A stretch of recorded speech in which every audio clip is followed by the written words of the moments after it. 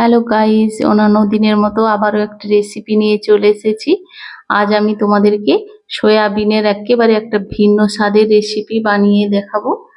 দেখো, তার জন্য আমি 100 গ্রাম পরিমাণ সয়াবিন নিয়ে নিয়েছি।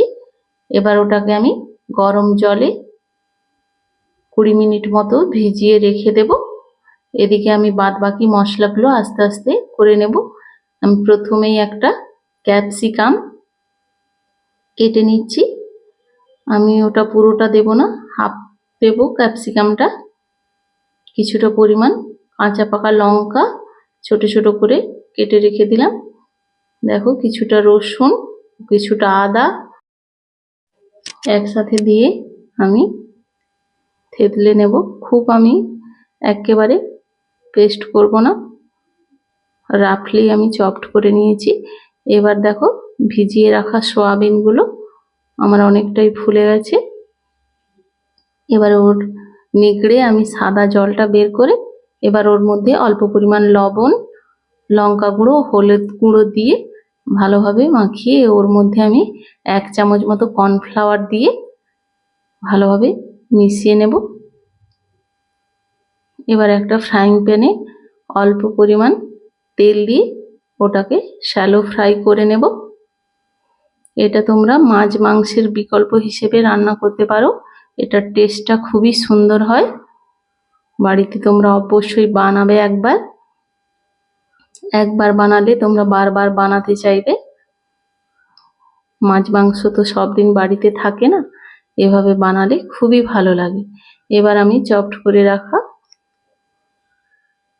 আদা রসুন, ওর মধ্যে একটা মিডিয়াম সাইজের পেঁয়াজ চপড করে দিয়ে দিলাম। কেটে রাখা ক্যাপসিকামটাও দিয়ে দিলাম, আর লঙ্কাটাও আমি দিয়ে দিলাম ওর মধ্যে। দিয়ে ভেজে নেব ওটাকে। এবার ভাজা হয়ে গেলে আমি অল্প পরিমাণ লবণ ওর মধ্যে মিশিয়ে নেব। একে একে বাদবাকি মশলাগুলোও দিয়ে দেব।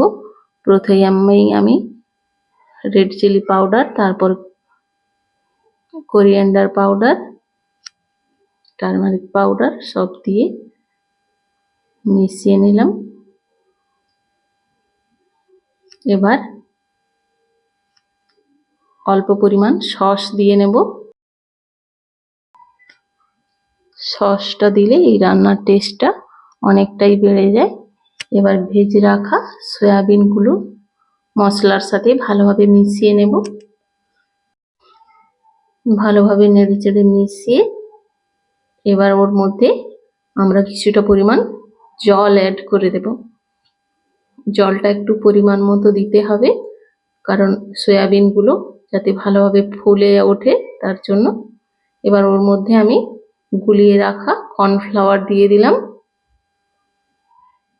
এবার একটা পাতিলেবু আমি হাফ করে কেটে ওর রসটা আমি দিয়ে দিলাম। অবশ্যই এই লেবুর রসটা দেবেন, এটা স্কিপ করবেন না, তাহলে রান্নাটা ভালো লাগবে না। এবার উপর থেকে ধনেপাতা ছড়িয়ে নিলেই রেডি আমাদের ডিলিশিয়াস সয়া চাঙ্ক রেসিপি।